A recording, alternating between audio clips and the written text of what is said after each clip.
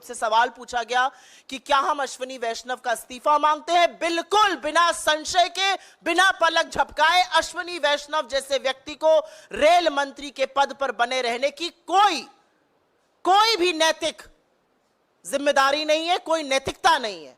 असलियत यह है कि अश्विनी वैष्णव जैसे लोगों की नाक के नीचे रेल असुरक्षित होती जा रही है। मैं जानना चाहती हूं कि पिछले साल बालासोर से इस बार पश्चिम बंगाल में हुए हादसे के दौरान एग्जैक्टली एक साल 2 जून 2023 को बालासोर में भीषण हादसा हुआ था। अब पश्चिम बंगाल में एक साल इस मंत्री ने रील बनाने के बजाय, कवच का जुमला पहनाने के बजाय क्या काम किया, यह मैं जानना चाहती हूं। 2 ट्रेनों लेकर दिखा रहे थे, ट्रेन को सुरक्षित करने के लिए क्या काम किया? कैसे लोगों को यह विश्वास होगा कि रेल सुरक्षित है? और ऐसे व्यक्ति का अपने पद पर बने रहना हम सबके लिए आपत्तिजनक बात है, गलत बात है, ऐसा नहीं होना चाहिए। असलियत यह है कि जिस मंत्री को अपने पद से तुरंत बर्खास्त कर देना चाहिए, उस मंत्री को पदोन्नति दी जा रही है और तेजी से बर्बाद करिए रेलवे। असलियत यह है कि उनको अब एक आईएनबी का भी चार्ज दिया गया है। अभी आपने कम बर्बादी करी है रेलवे की, अभी और करिएगा। सुप्रिया जी, जिस कवच की आप बात करें, 2012 में जब आपकी सरकार थी, इससे डेवलपमेंट का काम शुरू हुआ था। उस समय यह तय किया गया 7000 किलोमीटर प्रति वर्ष इसको लेस किया जाएगा। लेकिन इतने वर्ष के बावजूद भारत में जो लगभग 1,15,000 किलोमीटर रेल मार्ग है, मात्र 1500 किलोमीटर इसकी जद में आए हैं। वहीं अगर इंजनों की बात करें तो लगभग 15,000 रेलवे के इंजन भारत में हैं और अब तक मात्र 139 इंजन को कवच से लेस किया गया है। तो इसीलिए तो मैं कह रही हूं, कवच का झुंझुना मत दीजिए देश को, इस देश को सुरक्षा का कवच दीजिए। सवाल इस बात का है। जी नमस्कार, इनको माइक दे दीजिए। मेरा सवाल थोड़ा सा इससे हटकर है। अगर रेल पे कोई और सवाल हो तो उसके बाद आपका ले लेंगे। रेलवे पे कोई और सवाल है क्या? एक सवाल मेरा है सुप्रिया जी। पहले मोदी सरकार आने से पहले रेल बजट अलग से पेश किया जाता था और आम बजट अलग होता था। जब से रेल बजट को आम बजट के अंदर रखा गया है, तो रेलवे के ऊपर फोकस और रेलवे के ऊपर संसद के भीतर जिस तरह से चर्चा होती थी और रेल मंत्री जवाब देते थे, वो पिछले 10 सालों में देखने को नहीं मिला है। विपक्ष लगातार रेलवे को लेकर कई सारे सवाल पूछना चाहता है। आप लोगों की क्या राय है कि अब मोदी 3.0 में या एनडीए 3.0 में क्या आप लोग ये मांग रखेंगे कि जिस तरह से रेल हादसे हो रहे हैं, रेलवे के बजट को और रेलवे पे चर्चा संसद के भीतर अलग से किया जाए? सबसे पहले तो मोदी 3.0 जैसी कोई चीज नहीं है। एनडी अलायंस है 3.0, उसको आप कह सकते हैं। 63 सीटें हार के जबरन अब आप कुर्सी से चिपक कर फेविकोल से प्रधानमंत्री बन जाइए तो अलग बात है, खींचतान मची हुई है, आप देख ही रहे। आपने मुझसे डायरेक्ट सवाल पूछा रेल बजट को लेकर।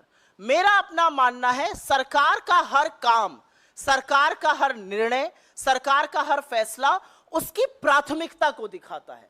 जिस दिन आपने रेलवे बजट को मेन बजट में अलाइन कर दिया, उस दिन आपने दिखा दिया कि रेलवे आपकी प्राथमिकता नहीं है। वो एक आवागमन का साधन जिससे हिंदुस्तान की सबसे ज्यादा जनता चलती है, जो करोड़ों लोगों को रोज प्रतिदिन एक जगह से दूसरी जगह जो आवागमन का साधन पहुंचा रहा है, वो आपकी प्राथमिकता नहीं है।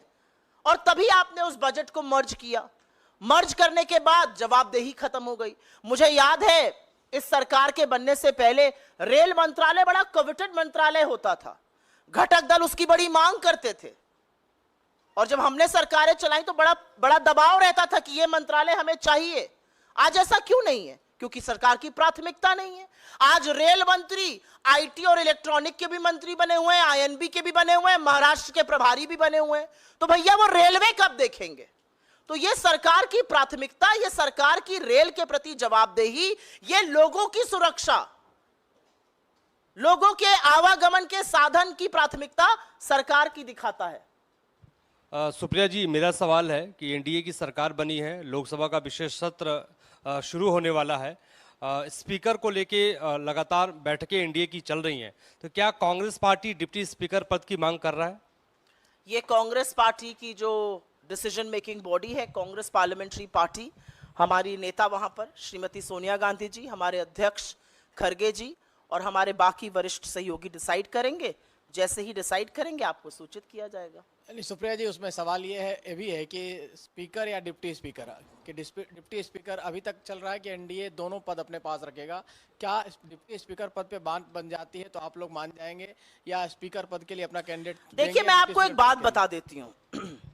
अब क्या होगा सदन में, हमारी कांग्रेस पार्लियामेंट्री पार्टी, हमारे चुने हुए सांसद, बाकी लोग क्या डिसाइड करेंगे ये मुझे नहीं पता, लेकिन मैं आपको एक बात बता सकती हूं कि कुर्सी की पेटी बांध लीजिए, क्योंकि सदन का तापमान जबरदस्त बढ़ने वाला है।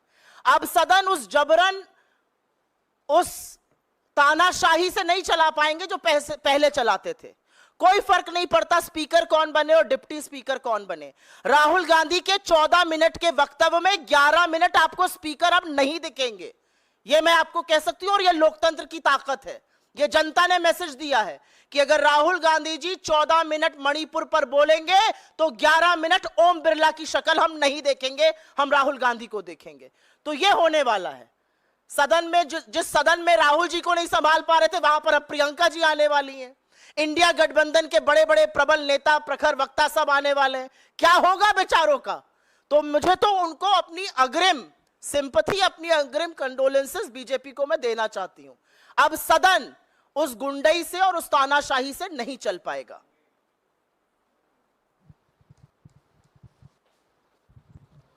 मैम, मेरे दो सवाल हैं। जी। एक राहुल आपका तो गांधी एक ने, कभी होता ही नहीं है। जी मैम, एक तो कभी आपका होता ही नहीं है। जी जी, बताइए।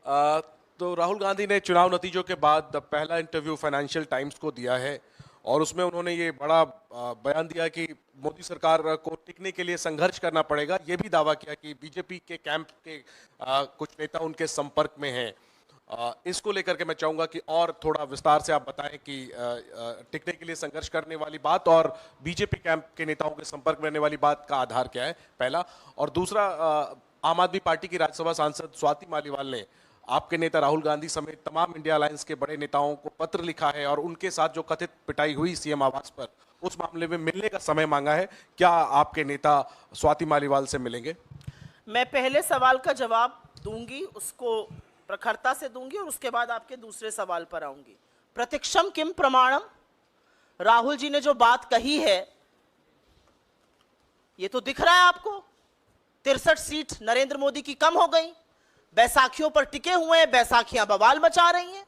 पहले दिन उनके घटक जल जेडीयू ने कहा अग्निवीर जाना चाहिए, उसके बाद उन्होंने कहा जातिगत जनगणना होनी चाहिए। टीडीपी ने कहा हम डंके की चोट पर 4% मुस्लिम आरक्षण लागू करेंगे। वो कह रहे हैं बार बार पेगासस की जांच हो। राजभर जी जाकर, जो उनके घटक दल है यूपी में, हर जगह जाके कह रहे हैं मोदी और योगी की वजह से हार गए। अरे घटक दलों को 2 मिनट छोड़ दीजिए। जो आइडियोलॉजिकल फाउंटेन हेड है, जो सैद्धांतिक विचारधारा से जिसकी नाड़ी जुड़ी हुई है, आरएसएस पाठ पढ़ा रही है कि विरोधियों को प्रतिपक्ष में अपना दुश्मन मत समझिए। वो पाठ पढ़ा रहे हैं कि आपके अभिमान के चलते भगवान राम ने आपको 200 के ऊपर कुछ सीटों पर रोक दिया। वो पाठ पढ़ा रहे हैं कि मणिपुर जल रहा है, उसका त्वरित फैसला होना चाहिए। तो बैसाखियां बवाल मचा रही हैं, वो एक पिक्चर है। अंदर जो अंतर विरोध है वो दूसरा है। आप लोगों से क्या छुपा है? आप लोग तो सब जानते हैं। छापिए भले नहीं, बोलिए भले नहीं, आप जानते हैं किस तरह की तलवारें थनी हुई हैं अमित शाह जी और योगी आदित्यनाथ जी में। सबको पता है क्या हो रहा है। सबको पता है कि किल से हुए लोग जिनको मंत्रालयों से निकाल दिया गया, उसमें कितना विरोधाभास चल रहा है कि the issue with in the BJP is brewing. तो ये सारे जब ऐसी हरकतें होती हैं तो हमें दिखता है कि मजबूर सरकार है, हर जगह खींची जाएगी। मैं तो डंके की चोट पर हर बार एक सवाल पूछती हूं, नरेंद्र मोदी ने इस बार के चुनाव में इतना गलत वक्तव्य दिया जो आज तक किसी राजनेता ने नहीं दिया था। इस देश के प्रधानमंत्री ने चुनावी मंच से मुजरे शब्द का प्रयोग किया और एक ऐसे झूठ पर किया जिसको वो लगातार प्रचारित कर रहे थे। अब हिम्मत है कि बुलाएं चंद्रबाबू नायडू को और कहें आप मुजरा कर रहे हैं। तो इसीलिए हमारा कहना है कि सरकार जो है वो बहुत आशंका में है। सरकार विरोधाभास से घिरी हुई है, अंतरकलह मचा हुआ है और हम मूक दर्शक बन के नहीं देख रहे हैं। बस ये आपको बताना चाहती हूं। दूसरा, आपने एक सवाल पूछा एक पर्टिकुलर महिला को लेकर। मुझे ऐसा लगता है दिल्ली पुलिस इसकी तफ्तीश ऑलरेडी कर रही है। जो मामला सुरक्षा एजेंसीज के पास है, दिल्ली पुलिस देख रही है, उसमें नहीं लगता कि हमें कोई इंटरफेरेंस अभी करने की जरूरत है। एक पार्टी की का आंतरिक मामला है और अब उसमें पुलिस भी इन्वॉल्व है, तो मुझे ऐसा लगता है सुरक्षा एजेंसीज को अपनी जांच करनी चाहिए। Supriya ma'am, one question on the EVMs, because now the FIR copy has, we have accessed that FIR copy, and I would like to quote what is being mentioned in that particular copy, as it has stated that Mangesh Pandilkar, who is an alleged kin of the candidate of Shiv Sena, he had used a mobile phone within the counting center, which was of the Encore operator, of who is the EC official, and for that reason, many of the leaders within Maharashtra Congress as well as NCP, Sharad Pawar's NCP, they are demanding that even the CCTV footages should also be checked. So what's the official stand of the Congress party regarding this? The official stand of the Congress party is that the EVM is a black box. Nobody knows what's happening there. Some of the biggest tech titans in the world have now on record said that anything can be hacked. We are not going to keep quiet on the EVM because we have defeated the BJP. We believe that in a democracy like India, if even one voter has a doubt on his or her vote, we need to address that concern. And we will take this discussion, we will take these discrepancies, we will take this discussion to its very, very logical end. That's our stand. Thank you. बहुत बहुत धन्यवाद आप सबका.